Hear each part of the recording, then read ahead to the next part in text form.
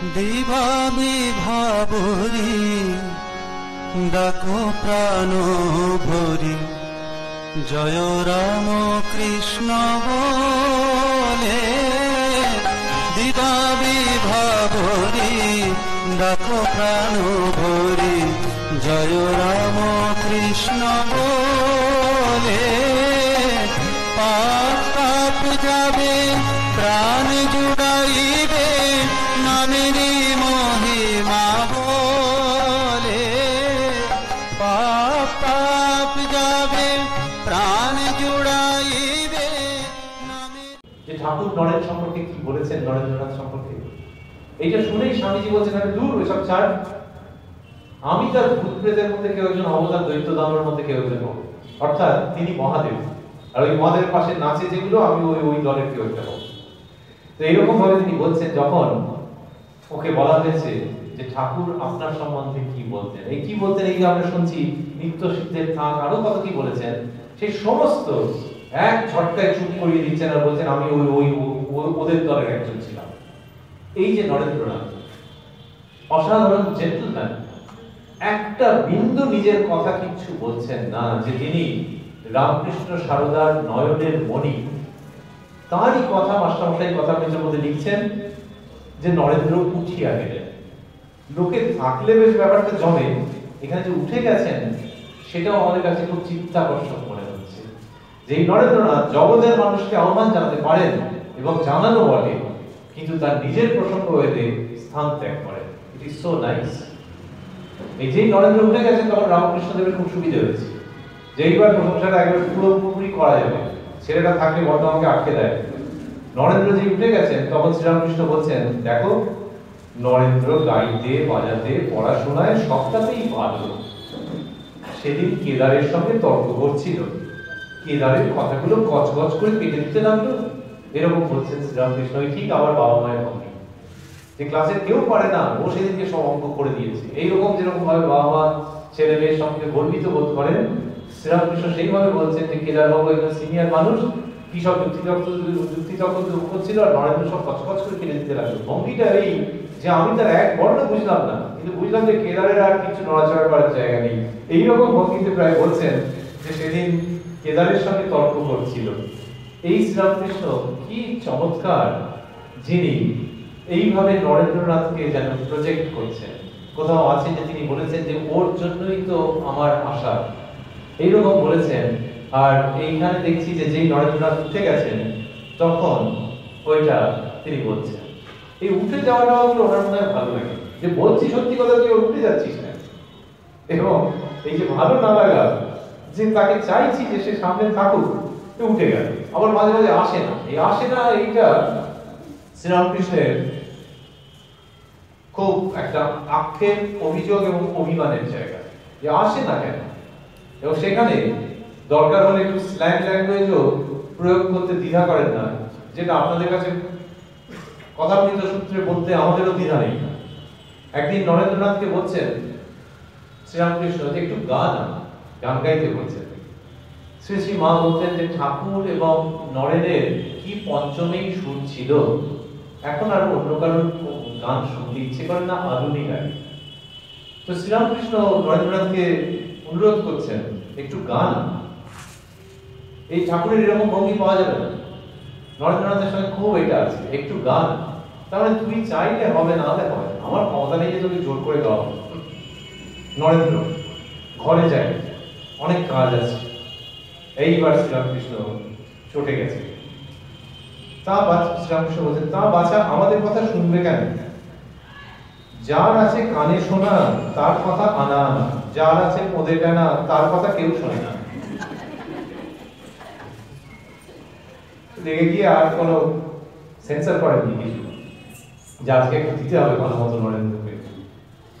তুমি গুহদের বাগানে যেতে পারো, প্রায় শুনি আজ কোথায় না গুহদের বাগানে, এই কথা বলতুম না, তা তুই কে রেডি করবি। এইরকম সব মান অভিমানের ঘটনা কথামৃত মধ্যে আমরা পাচ্ছি।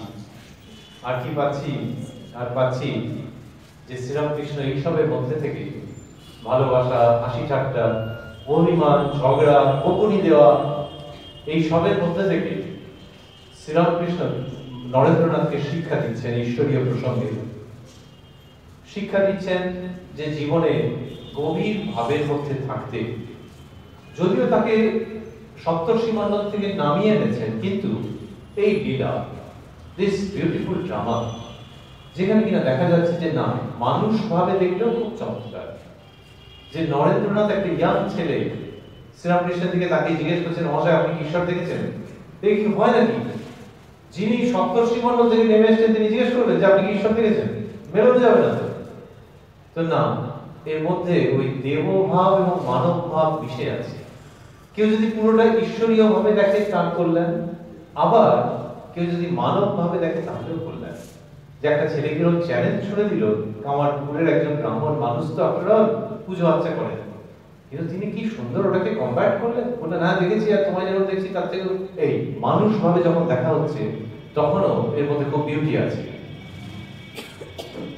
ওই নরেন্দ্রনাথকে শ্রীরামকৃষ্ণ শিক্ষা দিচ্ছেন এবং তার মধ্যে কি হচ্ছে যে ঈশ্বরীয় ভাব নরেন্দ্রনাথের ভেতরে যেটি রয়েছে সেটি বিকশিত হয়ে যাচ্ছে। এই যে বিকশিত হচ্ছে নরেন্দ্রনাথের ভেতরে ঈশ্বরীয় ভাব, শ্রীরামকৃষ্ণ তাতে আনন্দ করছেন। যে নরেন্দ্রনাথের ভেতরে যেটা সুপ্ত ছিল, তিনি যেন বাগানের মালির মতো তাতে জলসিঞ্চন করছেন এবং সেই ভাব পল্লবিত হয়ে যাচ্ছে। তার সাক্ষী মাস্টারমশাই। এবং যে বর্ণনা দিয়েছেন, আমরা এখানে যারা আছি কেউ হয়তো ভালো লিখতে পারি, কেউ কতটা লিখতে পারি না, কিন্তু ওই যে দৃশ্যটি দেখেছেন মাস্টারমশাই, সেটি যেটা লিখেছেন, আমরা সকলে মিলে একসঙ্গে যদি লিখতাম তাহলে বোধহয় ওই ক্যাপাসিটি আমাদের হতো না। মনে হয় কিরকম বলছেন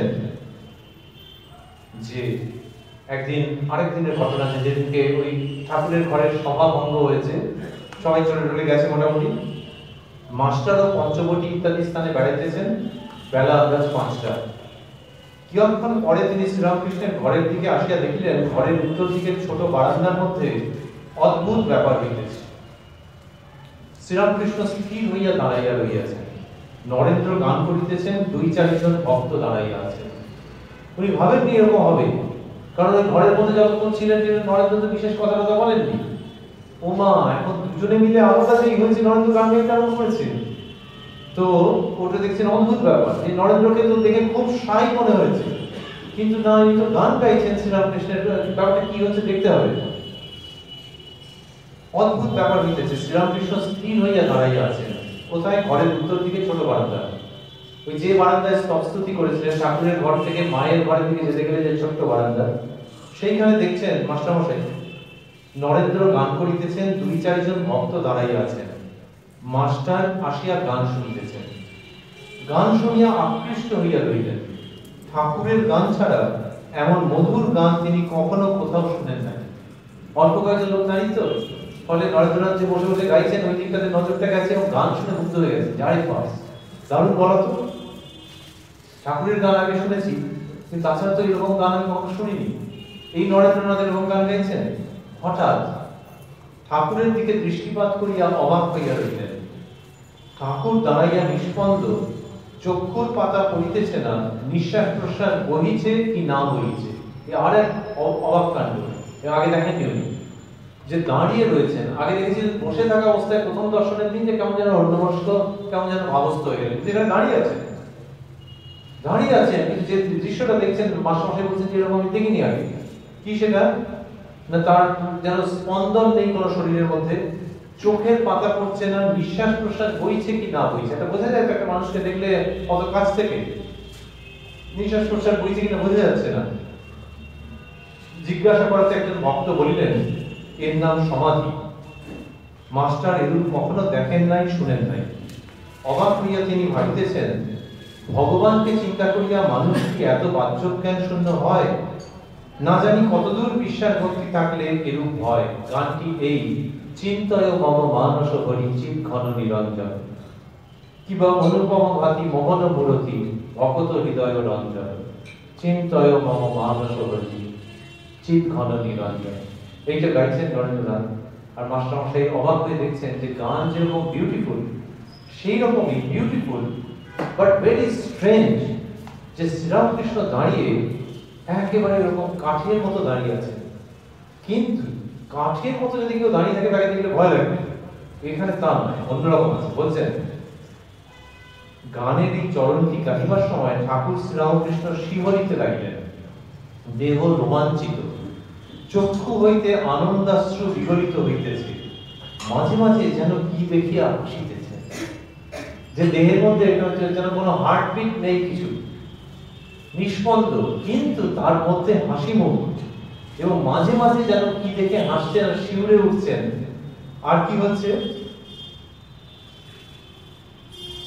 মাঝে মাঝে যেন কি দেখিয়া হাসিতেছেন, হাসছেন, তিনটে জিনিস হচ্ছে, শিউরে উঠছেন, হাসছেন, আবার চক্ষু হইতে আনন্দাশ্রু বিগলিত হইতেছে। হাসছেন, আবার চোখ দিয়ে জল পড়ছে, আর মাঝে মাঝে শিউরে উঠছেন। এই যে শ্রীরামকৃষ্ণের দর্শন, দিব্য দর্শন, সেটি ঘটছে নরেন্দ্রনাথের গানের মাধ্যমে। আজকে স্বামীজির পূর্ণ জন্মদিনে আমরা ভাবছি যে Vivekananda is in a way instrumental in Ramakrishna reaching us. ঠাকুর যে আমাদের কাছে পৌঁছচ্ছেন, ওই যেমন বিবেকানন্দ গান গাইছিলেন ঠাকুরের ওই অদ্ভুত মূর্তি, সেটা মাস্টারমশাই লিখে গেছেন বলে তো আমরা জানতে পারছি। সেখানে নরেন্দ্রনাথ হচ্ছেন ইনস্ট্রুমেন্টাল, এবং ঠাকুরের মধ্যে ওই রকম একটা অদ্ভুত অবস্থা যে হাসছেন, আবার চোখের কোণ দিয়ে জল পড়ছে, আর মাঝে মাঝে শিউরে উঠছেন। স্বাভাবিকভাবেই বুদ্ধিমান মাস্টারমশাই তিনি বলছেন, না জানি কোটি শশী বিনিন্দিত কি অনুপম রূপ দর্শন করিতেছেন, এরই নাম কি ভগবানের চিন্ময় রূপ দর্শন। এইসব কথা বলছেন, বললেন কত সাধন করিলে, কত তপস্যার ফলে, কতখানি ভক্তি বিশ্বাসের ফলে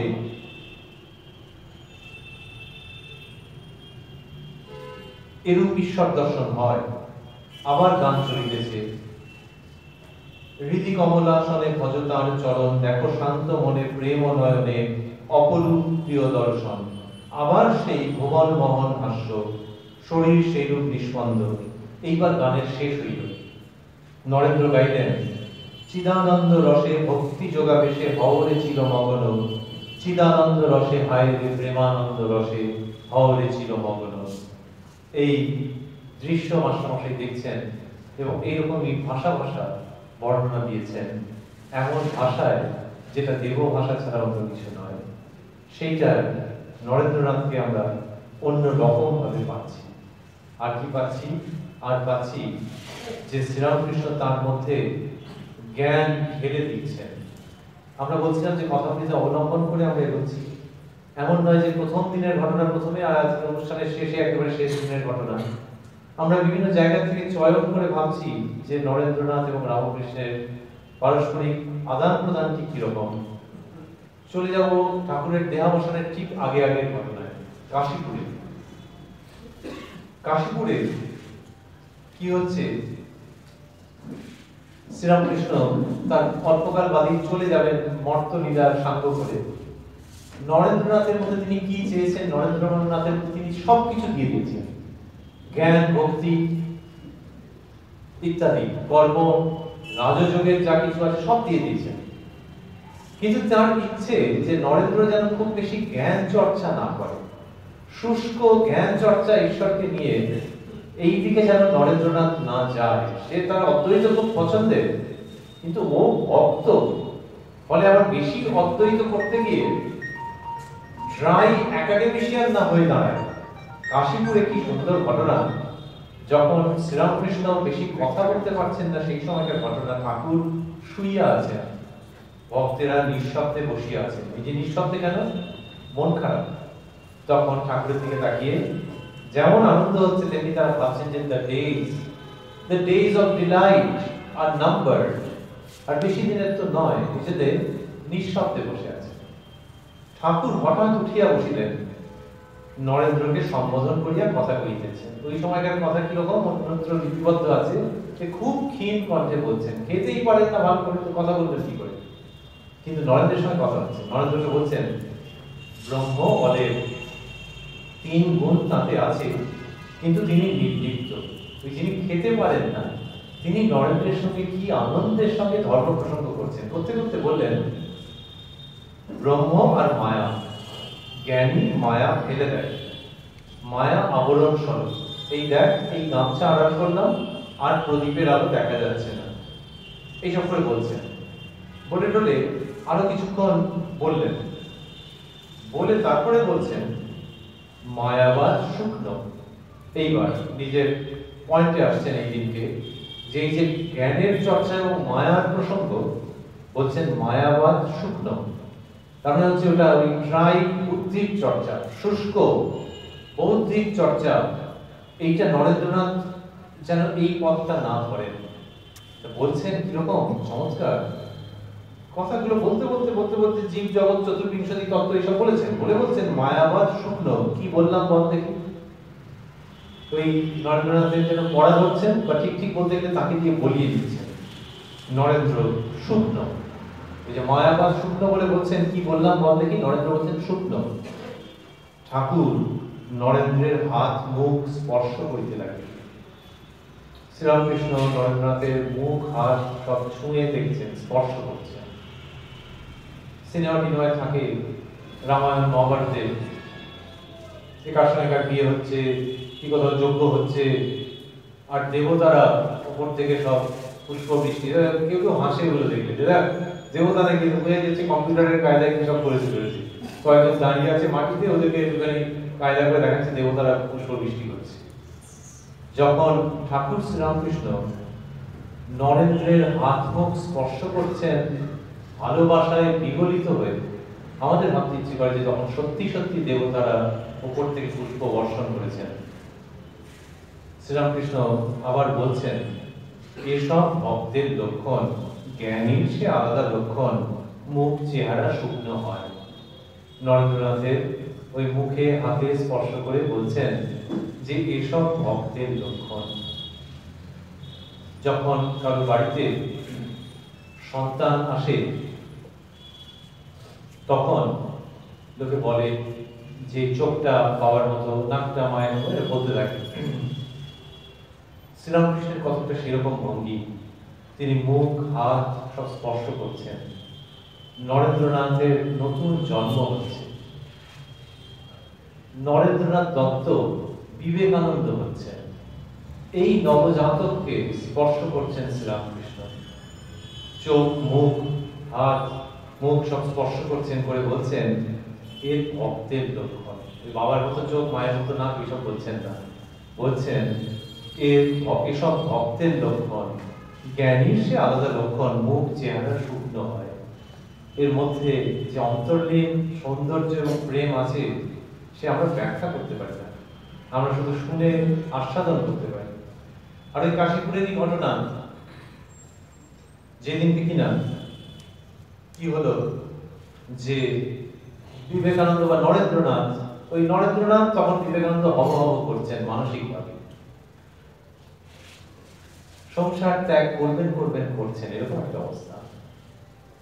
তো শ্রীরামকৃষ্ণের সঙ্গে সেদিনকে একটুখানি উনি বেশ একটু দাবি টাবি করেছেন। আসলে ঠাকুর নিজেই দাবি করতে শেখাতেন যে ঈশ্বরের কাছে জোর করে সব দিতে হয়, যে তুমি যখন জন্ম দিয়েছো তখন তুমি কিরকম সেসব বলতে হবে, এইসব জোর করতে শেখাতেন। নরেন্দ্রনাথ শিখেছেন, তিনি বলছেন যে তিনি নিজের পরবর্তীকালে মাস্টারমশাইয়ের কাছে বলেছেন, ঠাকুরের দেহাবসানের পর মাস্টারমশাইয়ের কাছে গল্প করেছেন যে ঠাকুরের শেষের দিকে তিনি কি বলেছিলেন। বলছেন, আমি বললাম, অর্থাৎ নরেন্দ্রনাথ ঠাকুরকে বলেছিলেন, আমি বললাম সবাই এর হলো, আমায় কিছু দিন, সবাই এর হলো, আমার হবে না।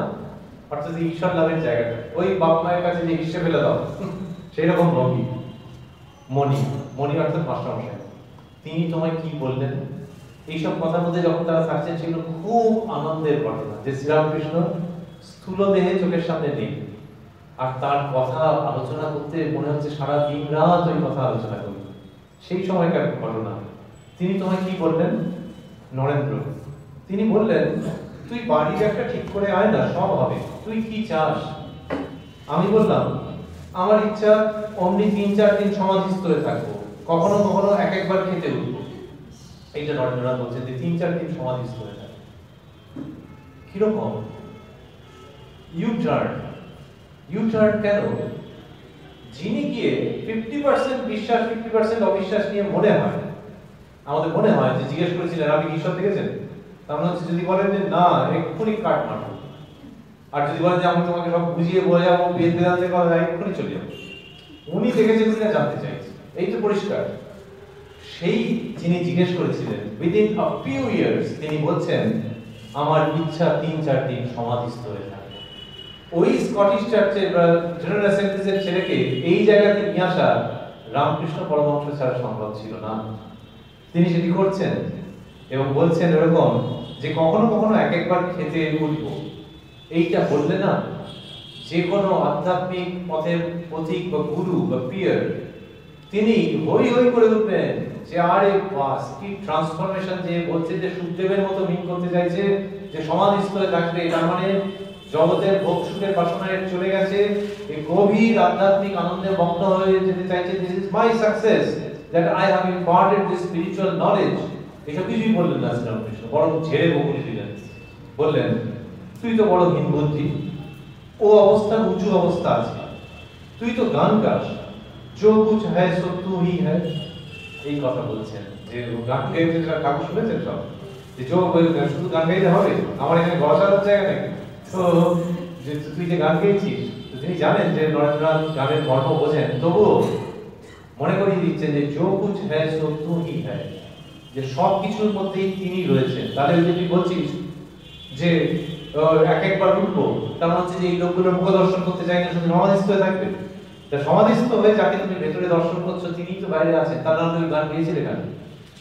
এই শ্রীরামকৃষ্ণের পাল্টা চার্জ সেটি নরেন্দ্রনাথকে বলছেন তিনি।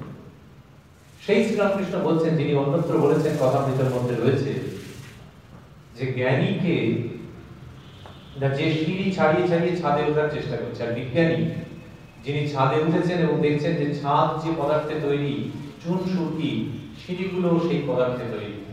এই যে বিজ্ঞানী দেখছেন যে ব্রহ্ম বস্তুর সঙ্গে এই জগতের জন্তু জানোয়ার মানুষ কীট পতঙ্গ তথাকথিত নির্জীব পদার্থ এদের কোনো তফাৎ নেই, এইটা দেখতে পারার কথা তিনি কথামৃতে বলছেন। সেই তিনি নরেন্দ্রনাথকে বললেন, আরো বলেছিলেন নরেন্দ্রনাথ বলছেন যে তুই তো বড় হীন বুদ্ধি, সমাধির পারে যা, সমাধি তো তুচ্ছ কথা, এইসব কথা বলছেন। 8টা বাজে, আমরা ঠিকঠাক কতক্ষণ বলে শেষ করবো সেটা বুঝতে পারছি না, 5 মিনিট। তাহলে এরকম একটা আন্ডারস্ট্যান্ডিং রইল যে যদি কেউ উঠে যান আমি অন্তত বিরক্ত হবো না, কারণ শিডিউল টাইম ওভার হয়ে গেছে। কারণ যদি বাড়িতে কাজ বা কিছু থাকে উঠে করতে পারবেন, মাঝপথে উঠলেও কোনো আপত্তি নেই। এই যে কাশি আমরা মোটামুটি 8:15-এর মধ্যে শেষ করবো, নাহলে সেক্রেটারি মহাশয় বাইরে রয়েছেন, তিনি ভাবছেন যে তারও কিছু কাজকর্ম রয়েছে, আজকে বিশেষ দিন, তো সব মিলিয়ে যদি 8:15-এর মধ্যে আমরা শেষ করে দেবো। এই যে কাশীপুরের কথা রয়েছে এবং ঠাকুরের বকুনি রয়েছে, বকুনিগুলো আমরা আজকে অনুষ্ঠানের প্রথম থেকে এখন পর্যন্ত যে বকুনি শুনেছি, সেই বকুনির থেকে সুইট বকুনি বোধহয় পৃথিবীতে খুব কমই আছে, কিন্তু বকুনি দিয়েছেন। আর নরেন্দ্রনাথ যখন সেই ঠোঁট ফোলানোর মতো করে অভিমানের মতো করে কিছু বলছেন, তখন শ্রীরামকৃষ্ণ কি বলছেন সেই রকমও অসামান্য প্রসঙ্গ কথামৃতের মধ্যে রয়েছে। শ্রীযুক্ত নরেন্দ্র গান গাইবেন, তাহার আয়োজন হইতেছে, তানপুরা বাঁধিতে গিয়া তার ছিড়িয়া গেল। ঠাকুর বলিতেছেন ওরে কি করলি, মানে পুরো মজা হচ্ছে, পুরো মজা হচ্ছে, পিকনিকে গেলে যেমন হয় সেরকম, যা ওটা ফেসে গেল এরকম টাইপের মজা হচ্ছে। তো নরেন্দ্রনাথ গান গাইবেন এবং তানপুরা বাঁধতে গিয়ে তার ছিঁড়ে গেছে, ঠাকুর বলছেন ওরে কি করলি, তার মানে হয়ে গেল আজ গানের 12টা বাজলো। এই একটু নরেন্দ্রনাথের লেগ পুলিং করার ভঙ্গি।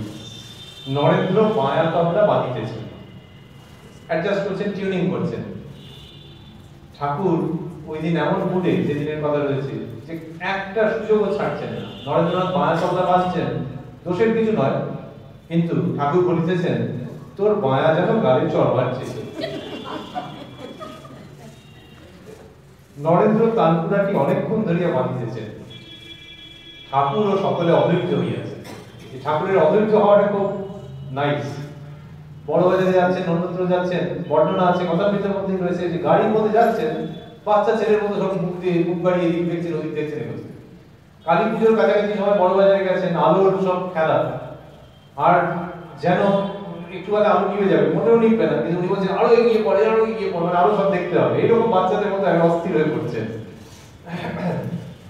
তখনকার গাড়ির তো একটা স্পিড আছে, টাটা সুমো নয়, কিন্তু ঠাকুর বলছেন আরো এগিয়ে পড়, এরকম করছেন। এইখানেও ন্যাচারালি বিরক্ত হয়ে গেছেন সেই ঠাকুর। নরেন্দ্র তানপুরাটি অনেকক্ষণ ধরিয়া বাঁধিতেছেন, ঠাকুরও সকলে অধৈর্য হইয়াছেন। এবার অধৈর্য হয়ে যা বলছেন এ মনে হয় 2019-এর কেউ বলছে। কিরকম? প্রথমত বিনোদ বলে একজন বললেন যে বাঁধা আজ হবে, গান আরেকদিন হবে। এইসবগুলো কি করে একজন বলতে পারছেন? একজন পরমহংসের সামনে বসে এইসব কথা বলা যায়? বলা যায় এই জন্যই যে তিনি মজার মানুষ, তিনি মজলিসের লোক, তিনি অ্যালাউ করেন, সেই জন্যই বলা যায়। আর এখানে তো আরো অ্যালাউ করছেন যে নরেন্দ্রকে যে খোঁচাগুলো মারতে আমার বাকি ছিল সেগুলো যদি কেউ মারে আমি তার প্রতি গ্রেটফুল থাকবো। যেই ওরকম বলেছেন তখন শ্রীরামকৃষ্ণ হাসিতেছেন আর বলিতেছেন এমনি হচ্ছে, মানে আমার মনে হচ্ছে এমনি হচ্ছে যে তানপুরাটা ভেঙে ফেলবে, কি টমটম আবার তামিলনাড়া নেড়ে হবে। নরেন্দ্রনাথ গাইবেন, সেই সমস্ত গুলো হবে প্রথমের দিকে, যারে বাবা গান কখন শুরু হবে, এখন কিন্তু তার ছিঁড়ে যাচ্ছে, তারপর আবার সেই কি সব কালবাতি করবে, গান যে আর কখন হবে কে জানে। তখন ভবনাথ তিনিও ঠাকুরের সঙ্গে সুর মিলিয়ে বলতে গেছেন, কেউ বলতে গেছে কি গানটায় পা দিয়েছেন তিনি বুঝতে পারেননি। ভবনাথ বলছেন যাত্রার গোড়ায় অমনি বিরক্তি হয়, মানে প্রথমে নানান রকম সুর ভাঁজে আর কি করে। তখন নরেন্দ্রনাথ বাঁধতে বাঁধতে, তানপুরা বাঁধতে বাঁধতে বলছেন সে না বুঝলেই হয়। তখন শ্রীরামকৃষ্ণ সহাস্যে বলছেন ওই আমাদের সব উড়িয়ে দিলে। ওই নরেন্দ্রনাথ বলেছেন যে যেগুলো বোঝে না সেই লোকগুলো এইসব কথা বলে, তাহলে যারা যারা বলছিল সবগুলোকে এক ব্র্যাকেটের মধ্যে নিয়ে আসছেন ওই শ্রীরামকৃষ্ণ সহ, যে কিছু বোঝে না কিছু না সেই তারাই এরকম বলে, সমঝদার হলে বলতো না। এইটাতে ঠাকুর খুব খুশি যে চলো আমরা সবাই মিলে গর্বের সঙ্গে হেরে বললাম, নরেন্দ্রনাথই জিতল। তো বলছেন যে ওই আমাদের সব উড়িয়ে দিলে। এইসব প্রসঙ্গ যে রয়েছে আমরা তার উল্লেখের মধ্যে রয়েছে এই কারণে যে শ্রীরামকৃষ্ণের সঙ্গে আনন্দের ভাব। এই কারণেই যখন ক্যান্সারের রোগ যন্ত্রণা সহ্য করতে করতে ঠাকুর চলে গেলেন, এমনিতে লোকে বলে যে কারণ ক্যান্সার হয়েছে মানে, এখন তো খুবই প্রাদুর্ভাব বেশি, এক এক সময় অনেক দুঃখের মধ্যে মানুষ বলে যে এবার চলে গেলেই ভালো। আর সেই সময় তো কোনো চিকিৎসা নেই, এখন তবু যেগুলি রিলিফ দেওয়া যায় তখন কিছুই দেওয়া যেত না। কিন্তু তা সত্ত্বেও ঠাকুর শ্রীরামকৃষ্ণ এক মিনিটও যদি বেশি থাকেন তাহলে সেটা ভক্তদের কাছে অনেক কিছু। কেন না রোগ ওকে আক্রান্ত করতে পারেনি মনের দিক থেকে। সুতরাং বডি ওয়েট যতই কমুক না কেন তিনি যেন থাকেন, তিনি যেন থাকেন। এই তো আনন্দের পুরুষ, কি আনন্দময় তিনি। এবং সেই কারণেই যখন 16ই আগস্ট তিনি চলে গেলেন, যখন চলে গেলেন তখন এদের কি অবস্থা, যে whether he has really biologically gone সেটা দেখবার জন্য কেউ কেউ বলে যে একটু হাতে তেল মালিশ করো, আগে এরকম হয়েছে তাহলে আমার জ্ঞান ফিরে এসেছে, সেই সব নানান রকম করেছে। পরে যখন ডাক্তার এসে সার্টিফাই করলেন যে না হি ইজ নো মোর, সঙ্গে সঙ্গে যেন এদের মাথার উপরে বাজ ভেঙে গেল। এবং ওই যে তারা পরনের কাপড় নেই, পেটে ভাত নেই, সেই অবস্থাতে বরানগরীকে অ্যাসেম্বল করলেন এবং কি আনন্দ সেখানে। বাড়িতে বোধহয় কোনো দিন অত কম খাননি এরা কেউ, ওখানে ওই রকম খাচ্ছেন। কাপড় নেই, সামান্য একটু পানি পরে উপরে বসে থাকেন, আর নিচে যদি কেউ আসে তাহলে একটা ভালো কাপড় আছে সেটা গায়ে জড়িয়ে দিয়ে আসেন। জীবনে বাবা মায়ের সংসারে এরকম যাদের হয়নি তারা রয়েছেন কেন ওইভাবে? তার কারণ হচ্ছে যে শ্রীরামকৃষ্ণ যে চলে গেছেন এই দুঃখ আর সহ্য হচ্ছে না, যে এরপরে বাড়িতে গিয়ে আত্মীয় স্বজনের মধ্যে গিয়ে হ্যাঁ করে জীবনযাপন করবো, this is just not going to happen. সেইটা বোঝা যায় যে শ্রীরামকৃষ্ণ কিরকম আনন্দের হার বসিয়ে রেখেছিলেন, আর সেটা তিনি নষ্ট হতে দেন। শ্রী শ্রী মাকে যেমন বলেছিলেন যারে হাতের মালা খুঁজো কেন, আমি কি চলে গেছি নাকি, যেমন এবার আর ওবার এই ছেলেদের ক্ষেত্রেও তেমনি। এবং সেই কারণেই তিনি বরানগরে একটা ঠিক সন্ধান চুকিয়ে দিলেন যেখানে কিনা তাকে অবলম্বন করে সবাই থাকতে পারে। We do believe that this was happening as per the absolute wish of Sri Ramakrishna, যে মা শারদাকে যেমন বুঝিয়েছেন এদেরকেও তেমনি আমি বলে যাই তোদের একটা আলাদা আস্থানা হবে যেখানে তোরা আমাকে নিয়ে থাকবি। এই শ্রীরামকৃষ্ণের সঙ্গে যে প্রসঙ্গ শেষ হওয়ার নয়, আমরা বলেছিলাম যার মিনিট 7 বলে শেষ করবো, মিনিট 5 দেখা যাচ্ছে যে যিনি প্রথম থেকে চুপ করেছিলেন পরবর্তীকালে কথামৃতের মধ্যে এত সুইট যে দেখতে পাওয়া যাচ্ছে যে সেই নরেন্দ্রনাথ মাঝে মাঝে শ্রীরামকৃষ্ণের ব্রিফ ধরছেন, শ্রীরামকৃষ্ণের হয়ে কথা বলছেন, এইটা দেখতে পাওয়া যাচ্ছে। যিনি পরবর্তীকালে পৃথিবীতে বলবেন যে যদি আমার মুখ দিয়ে কিছু ভালো বেরিয়ে থাকে তাহলে সেই সব তাঁরই, এইটার সূচনা দেখতে পাচ্ছি কথামৃততে, যখন ঠাকুরের পক্ষ অবলম্বন করে কথা বলতে আরম্ভ করছেন। এইটা বলবার ছেলে নরেন্দ্রনাথ নয়, পুরো বাজিয়ে না নিলে তিনি বলবার কথা নয়। ডাক্তার মহেন্দ্রনাথ সরকার যখন বলছেন যে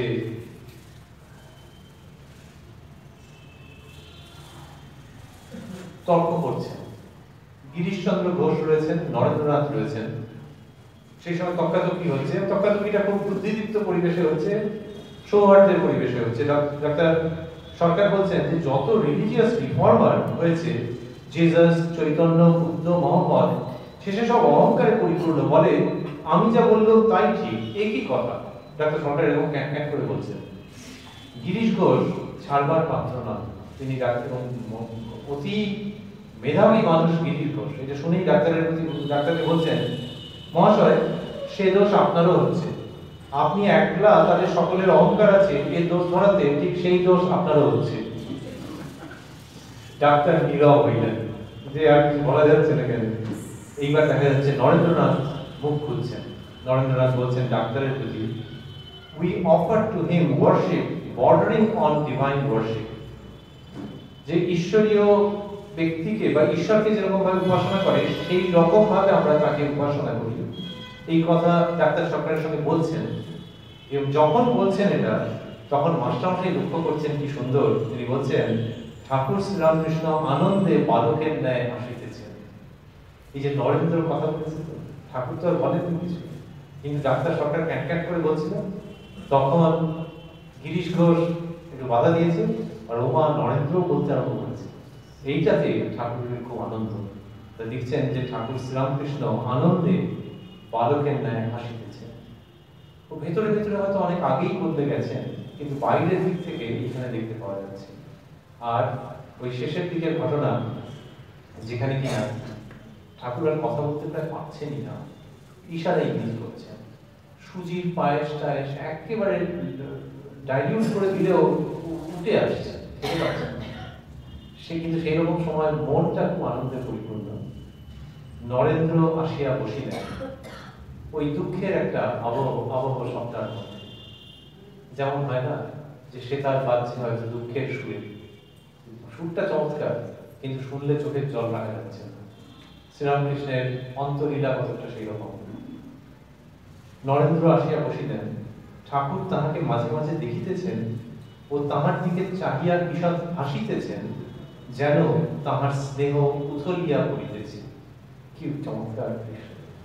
কোনো আর্টিস্ট বোধহয় এটা আঁকতে পারবেন না, কোনো সিনেমায় এটা তুলে ধরা যাবে না। যদি যায় তো ভালো, আমরা সবসময় চাইবো, কিন্তু কথা দিয়ে মাস্টারমশাই কথামৃতকে যেভাবে তুলে ধরেছেন, যেখানে কিনা শ্রীরামকৃষ্ণ অনেকটা সময় চুপ করে আছে, সেইটা কথা দিয়ে তুলছেন মাস্টারমশাই, এবং বলছেন যে নরেন্দ্রনাথের দিকে তাকিয়ে মাঝে মাঝে হাসছেন, যেন তাহার স্নেহ উথলিয়া পড়িতেছে। সুজির পায়েস যে মানুষটা খেতে পারছেন না, কেউ কেউ হয়তো এটাতে রুখে দেবে, বলবে যে বলছেন, তারপর ব্র্যাকেটে লিখুন যে দেবতা, তিনি নররূপে এরকম করছেন। তো যেভাবেই ভাবি, স্বামী বিবেকানন্দ শেখাচ্ছেন নরদেব দেব জয় জয় নরদেব। তিনি দেবতা, আবার মানুষের রূপ নিয়েছেন, কি চমৎকার! কিন্তু কোথাও নিজেকে আলাদা করে প্রতিষ্ঠা করছেন না যে আমি সবাই দেবতা বলে মানব। কিন্তু তার ওই মানব রূপের মধ্যেই দেবতাকে দেখতে পেয়ে লোকে মনে মনে পুষ্পাঞ্জলি দিয়েছে এবং এখনো দিচ্ছে, পরেও দেবে। তো সেই নরদেবতা তিনি কি করছেন, গলা অ্যালাউ করছে না, পারমিট করছে না। তিনি নরেন্দ্রনাথের দিকে দেখছেন, মাঝে মাঝে ঈষৎ হাসিতেছেন, যেন তাহার স্নেহ উথলিয়া পড়িতেছে।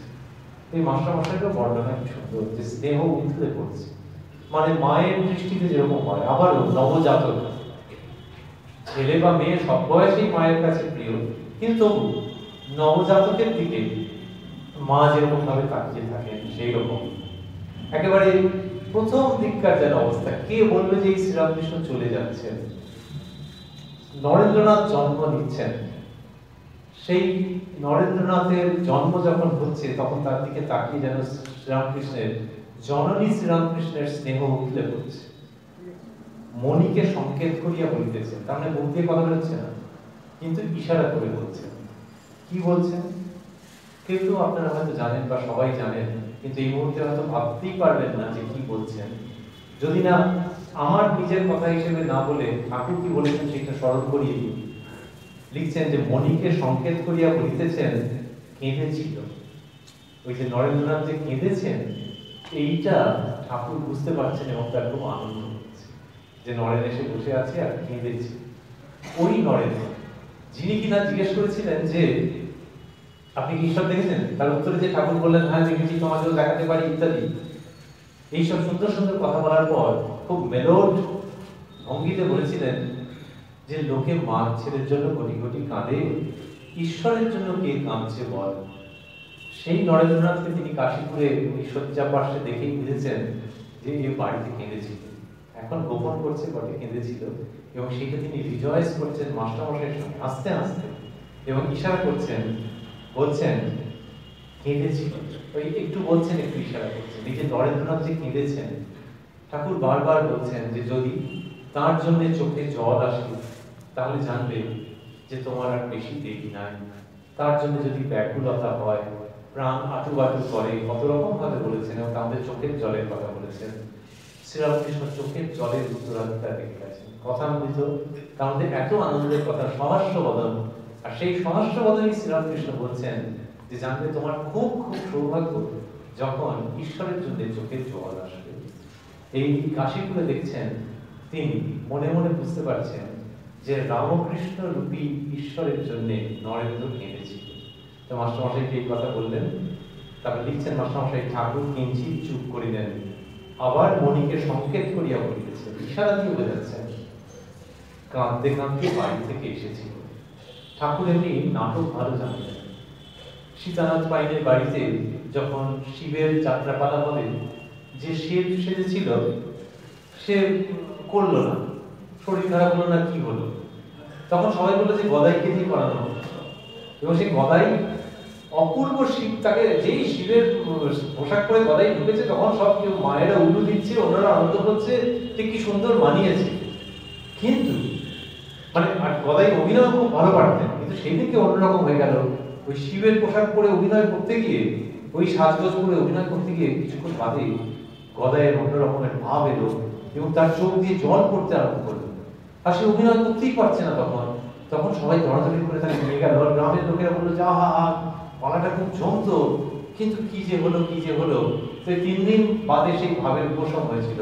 বাট দ্য ফ্যাক্ট রিমেইনস যে ঠাকুর খুব ভালো নাটক পারতেন, অঙ্গভঙ্গি খুব ভালো জানতেন। সেই তিনি শেষ শয্যায় শুয়ে অঙ্গভঙ্গির দ্বারা, ইশারার দ্বারা বোঝাচ্ছেন যে কাঁদতে কাঁদতে বাড়ি থেকে এসেছে। আমরা এই জায়গাটাতে শেষ করবো আজকে, যেটা আসলে শেষ হয় না। এইখানটাতে শেষ করছি এটা ভাবতে ভাবতে যে নরেন্দ্রনাথ যে এসেছেন এবং তিনি কেঁদেছেন, এটি শ্রীরামকৃষ্ণ স্মরণ করছেন। আচ্ছা, শেষ পর্যন্ত তাহলে কথাটা থেকে যাচ্ছে যে আচ্ছা কান্নাতে এত আনন্দ। তো কান্নাতে আনন্দ বোধহয় দুটো কারণে, একটা হচ্ছে ঈশ্বরের জন্য কান্না, আর একটা হচ্ছে যে ছেলে বা যে মেয়ে, যে নারী বা যে পুরুষ ঈশ্বরের জন্য এরকম কাঁদবেন, তার দ্বারা জগতের অনেকের অশ্রু নিবারণ হবে, তিনি অনেকের কান্না মুছাবেন, সেই তিনি যিনি ঈশ্বরের জন্য কাঁদতে পারেন। তো শ্রীরামকৃষ্ণ তো নিশ্চয়ই সেই লক্ষণ দেখছেন যে নরেন কেঁদেছিল মানে এ অনেকের চোখের জল মোছাবে। এই নরেন থেকে বিবেকানন্দ উত্তরণের সূত্রপাত হচ্ছে।